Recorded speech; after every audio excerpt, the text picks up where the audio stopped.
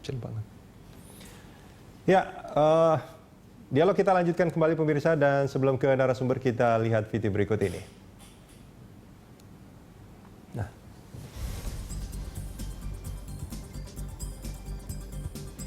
ini adalah isi kontrak yang terjadi antara Pereira dengan R&R Partner Inc.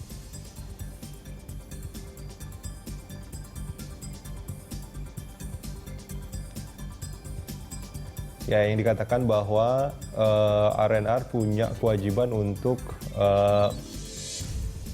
melakukan mengarrange sebuah pertemuan dengan pembuat kebijakan, artinya Kongres, dan juga pejabat-pejabat setingkat menteri, bukan kepada Presiden Obama di sini.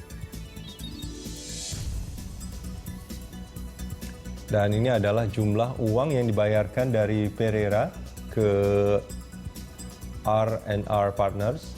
Jumlahnya sekitar 80.000 US dollar atau mungkin sekitar 1,1 miliar ya. 1,1 miliar rupiah.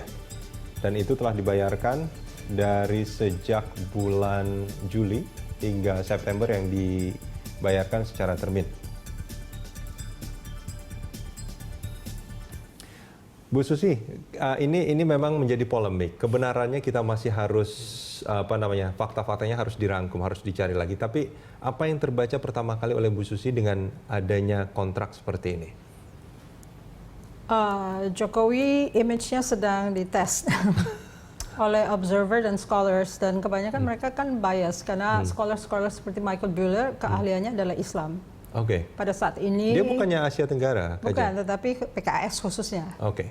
Jadi kalau misalnya seseorang itu kehilangan fokus research, mungkin dia akan mencari jalan untuk agar fokus research-nya menjadi terbentang lagi. Bisa terbuka melalui pilkada misalnya. Bahwa fokusnya akan menjadi kuat. Anda melihat bahwa yang dilakukan oleh Michael Buehler ini sekedar untuk menjaga eksistensinya Buehler di kurang lebih, karena selama ini mereka di-feed oleh Department of Defense untuk meneliti Islam. Orang-orang seperti yang di Northern Illinois University, Hefner dan sebagainya itu. Tapi apa keuntungannya bagi Michael Buehler selain hanya sekedar existing? Ini kan sesuatu yang sangat berbeda sebetulnya. Loh, KMP kan anti Jokowi. Kalau PKS masuk KMP kan udah jelas itu arah biasnya kemana.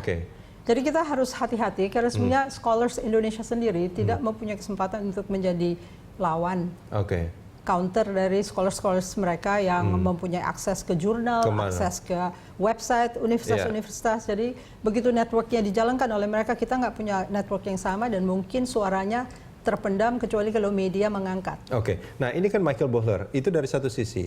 Dan artinya Michael Buehler ini kalau menurut Bu Susi, kalau saya simpulkan bahwa sebetulnya tidak ada sama sekali kontrak antara R&R Partners dan juga Pereira sebetulnya. Atau sebetulnya kemungkinan saja itu ada, tapi nilainya juga terlalu kecil, dan ini sebetulnya bukan pekerjaan dari pemerintah Indonesia, atau bagaimana? Mungkin dalam hal ini Menko Polhukam sebilangnya mungkin rada khawatir karena Indonesia kelihatan mengarah ke arah Tiongkok, lalu kemungkinan ada resistensi dari Amerika, dia mau mengklarify itu dan menyiapkan pidato-pidato yang tepat dari Jokowi untuk diucapkan. Ya itu yang dilakukan Helen Norton juga karena semua versi rejim Soeharto itu dia yang bungkus. Nah ini Pak Reza, ini kan menarik sebetulnya. Kemungkinan penggunaan jasa lobby itu sangat mungkin saja dilakukan sebetulnya, dan tujuannya juga sebetulnya ada gitu kan. Nah ini kalau menurut Pak Reza, apa sih yang lebih menonjol? Apakah memang sebetulnya kedatangan ke Amerika kemarin kan bukan hanya ketemu dengan Obama saja, terus ada pembicaraan politik, tapi juga bertemu dengan Kongres, dengan pejabat setingkat menteri, dan juga direncanakan bertemu dengan CEO dari beberapa perusahaan besar sebetulnya. Jadi untuk menggait investor untuk datang ke sini.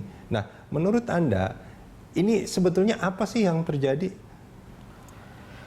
Memang untuk ketemu dengan sebuah negara dikuasa yang tokoh-tokohnya juga kaliber berat. Apakah Indonesia memang saat ini dalam tanda kutip ya kurang begitu terima di Amerika, artinya kalau Indonesia datang, tar dulu gitu harus melakukan sesuatu pendekatan tertentu supaya Amerika mau menerima kita atau bagaimana? Pendekatan tertentu memang harus dilakukan. Ini memang sudah terbukti dari beberapa pertemuan teknis kan, dipimpin oleh Ibu Menlu. Cuman pada saat kegiatan tersebut dilakukan, kita kan dalam posisi rating kita baik di mata Amerika Serikat. Apalagi Presiden Obama yang berulang kali mengundang Pak Jokowi dan beliau sendiri mungkin agak sedikit panas hati karena Pak Jokowi sudah 2 kali ke Beijing dan belum ke Washington. Oke, tapi kalau Obama sendiri memang tidak dikatakan di dalam kontrak ya, tapi dengan Kongres gitu, dengan pejabat setingkat menteri tadi dikatakan policy maker segala macam. Nah itu bagaimana? Apakah memang kesulitan saya adalah saya nggak punya data primer dan data yang diberikan oleh R&R tersebut itu sangat sumir, sangat makro. Sehingga idealnya kita bisa merunut dari awal siapa yang mewakili Indonesia dalam hal ini. Saya nggak sebut nama karena saya nggak berani bikin masalah lebih lanjut ya. Dalam kondisi seperti ini tentu akan banyak di Indonesia orang yang cari muka kan. Seolah-olah mewakili pemerintah Indonesia dan dia langsung berhubungan dengan Pereira. Dan tentunya pemerintah Indonesia kalau dapat support begini kan juga nggak nolak kan.